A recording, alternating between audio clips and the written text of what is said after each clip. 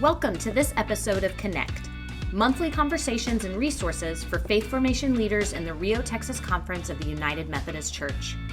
In this episode, we will be hearing from Sarah Bentley Allred as she talks to us about intergenerational ministry and helps us see how we can be intentional in this important work.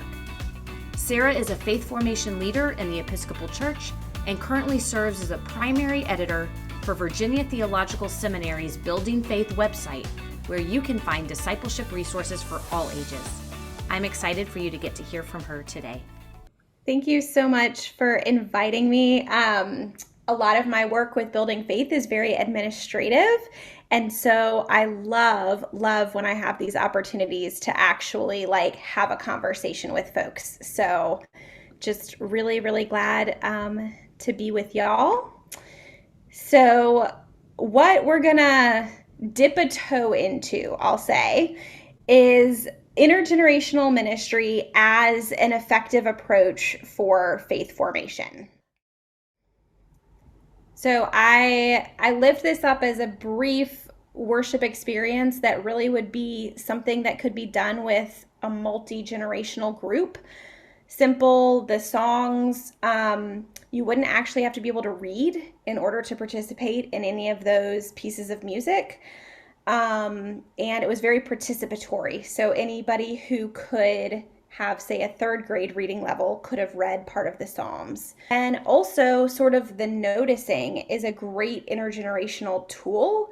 I've reflected with a group of children on worship, and it is really cool to hear what they say about where they experience God in worship and what distracts them and kind of where they are noticing things in worship. So a way of grounding us and also a little bit of a tool to kick us off.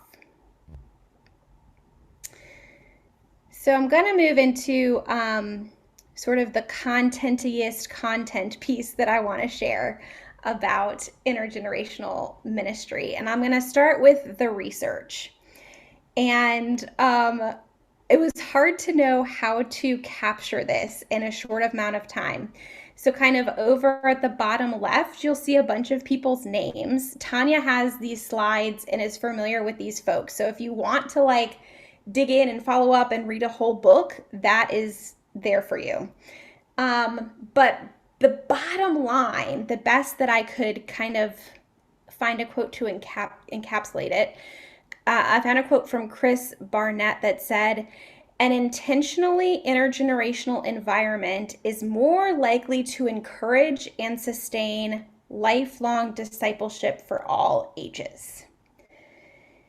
This kind of encaptures what I have read in the research, that intergenerational ministry is a very effective research-based tool for faith formation, and in fact is more likely to sustain what some call sticky faith, the faith that sticks over the long haul from childhood and adolescence through adulthood.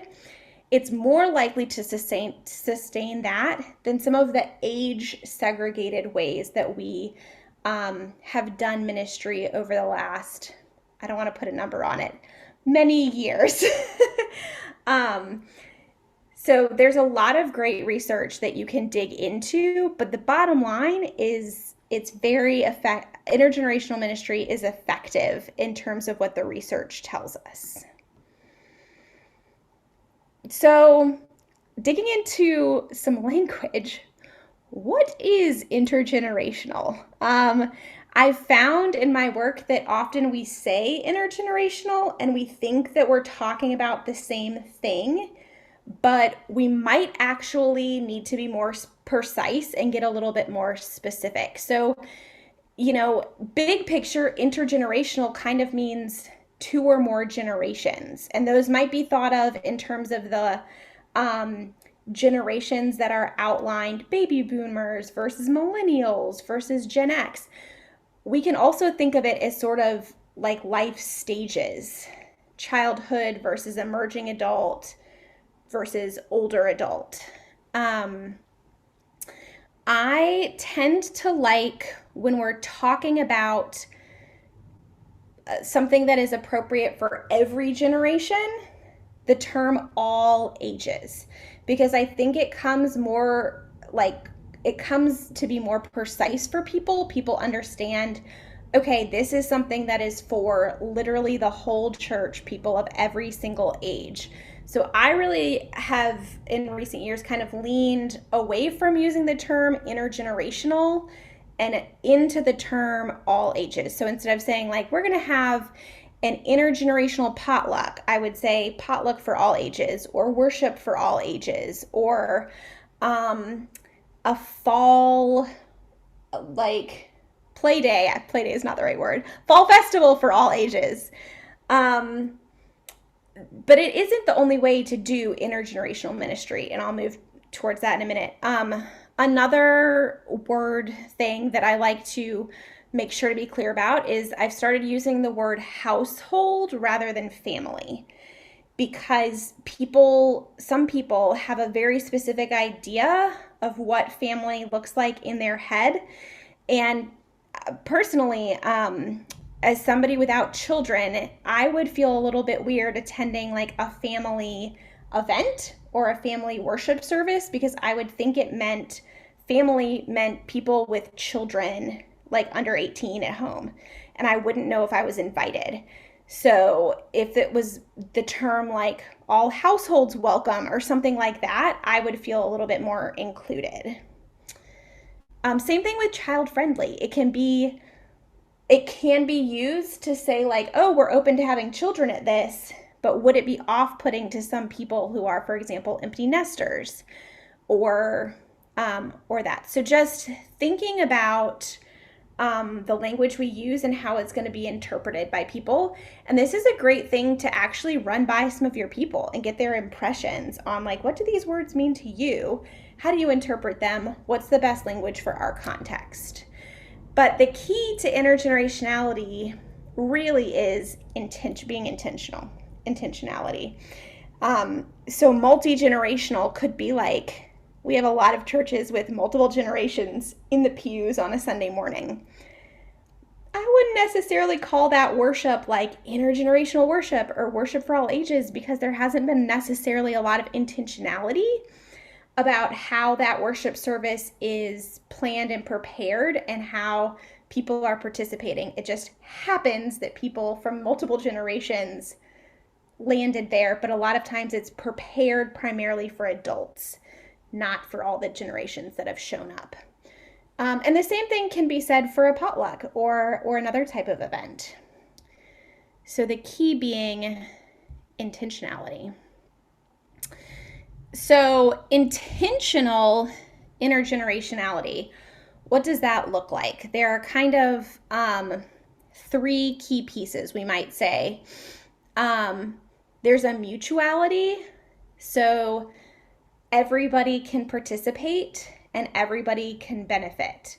Or if there are 2 generations involved, it's not one directional. Both generations are participating and both generations are benefiting. There's a reciprocity. Again, the gifts and what's being received doesn't flow one way. There's the ability for every generation that's involved to both give and receive. And then the equality, the equal valuing of the different generations.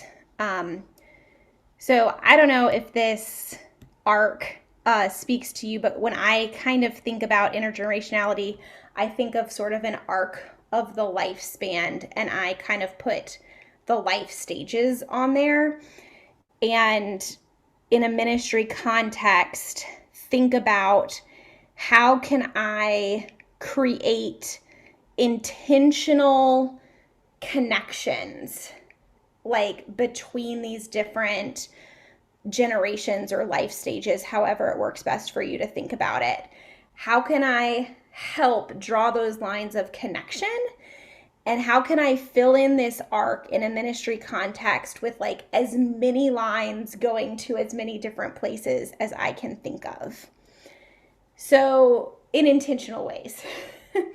So for example, having preschool, having retirees read, paired with preschoolers as reading buddies, with an emphasis on relationship building in terms of it wouldn't just be like a retiree reading to a whole class of people. Could we pair them up with a specific preschooler? So when they're reading, they're actually getting to know them. Confirmation mentors. Maybe we're pairing up middle-aged folks with teenagers as confirmation mentors on a one-on-one basis. In a previous congregation, I did something called storking with my adolescent to youth group. And that was when somebody in the parish had a baby. We had this like wooden stork that was just yellow. And we would get in our church van with our teenagers and like go to their house and like quietly decorate their yard and put this like stork in their yard and like put some balloons on it and put like some diapers and wipes on their front door and ring the doorbell and then like run back to the van and leave.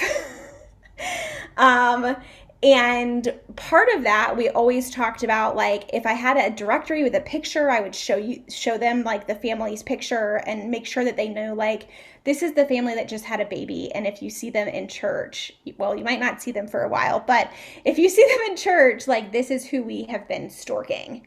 And then if they like wrote the youth group a note, I would read it to the youth group. So trying to like make those connections with the different generations. And the Genius Bar was also a youth group situation, but basically during one coffee hour after church, we invited anybody who had like a cell phone or an iPad or a computer thing that they wanted some support with. We had teenagers and young adults that were willing to offer some like very basic, how do you change the wallpaper on your cell phone, tech support after church. And the beautiful thing about that is some of the older adults like really connected with a youth during this process of like, my phone keeps doing this and my own grandchild doesn't live nearby and I don't know how to fix it. And there was actually like conversation built. So after they like fixed the wallpaper or whatever, they're like, oh, well, what school do you go to? Oh, that's where I sent my kids. And some of the youth would actually offer like, if you see me at church and you have like another issue with your phone, let me know. And I would like be happy to take a look at it. So I'm sure, I'm going to save this question for discussion, but I'm sure you have done some other intentional things in your contexts that bring people together, generations together in these types of ways. And sometimes it's just helpful to hear other people's ideas. So pin that in your head for a minute. Okay. So I wanted to get a little bit into some practical steps. If you've had a couple of wins, or if you haven't, and you're like, how do I move towards a more intergenerational culture? I have recently been really loving the language from this book that is not at all related to ministry, called The Lazy Genius Way by Kendra Adachi. You can look her up. You can listen to her podcast. But she has 13 principles to embrace what matters, ditch what doesn't, and get stuff done. And although most of her examples are domestic type related examples, I feel like it really applies to ministry. So for example, one of her principles is let people in.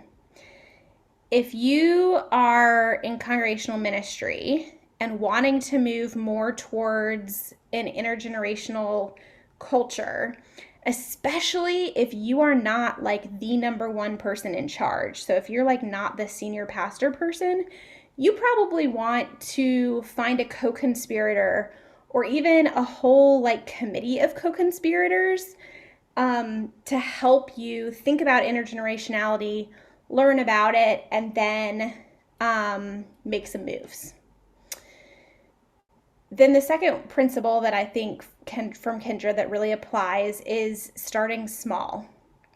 So she often talks about how when we want to move towards something, for example, losing 30 pounds, we try to like build a really big machine to get it done. Like we buy an app or like some kind of personal trainer, and we like say that we're going to do it 5 days a week, and we just like build a really big machine.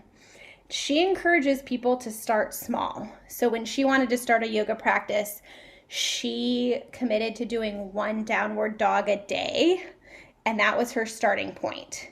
And it over time led to more, but she picked a starting place that she felt like was ridiculously doable.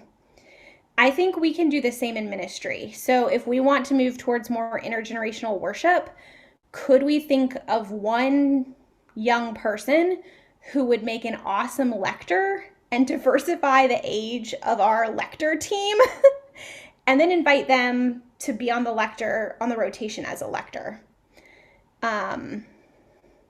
And then a third practical step is being kind to yourself. This is one of her principles. Culture change is really hard. And we have been in a model of doing faith formation that is very age segregated for many, many years, where like the small children go to the nursery and the preschoolers and the, through first graders go to this class of Sunday school, and the youth group meets on Sunday night. And so trying to find ways to like integrate the generations is holy but hard work. And so we need to give ourselves grace, be kind to ourselves, and also personalize. So Kendra Dachi talks about being kind to ourselves has to do with figuring out what makes us feel like ourselves. And I think that can apply to leadership. Each of us has a unique style of leadership. Mine includes a lot of spreadsheets. That is not everybody's jam. And if you are not a spreadsheet person, like don't tackle intergenerational ministry with an Excel doc, because that's not authentic to who you are. In this section of the live session, Sarah raised two really good questions for us to consider. What can I do now to make intergenerational ministry easier later? And what gets in the way of intergenerational ministry? Are there ways to remove, lessen, or mitigate what gets in the way?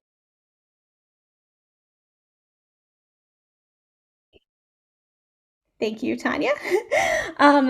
These two questions, the magic question, come from Kendra Adachi. What can I do now to make blank easier later? And essentializing, naming what matters. If intergenerationality matters to us, Marshall has said, like, it is the way forward. What's in the way? Can we remove some of the things that are in the way and keep what is essential? So some good things to have conversation about in your own context.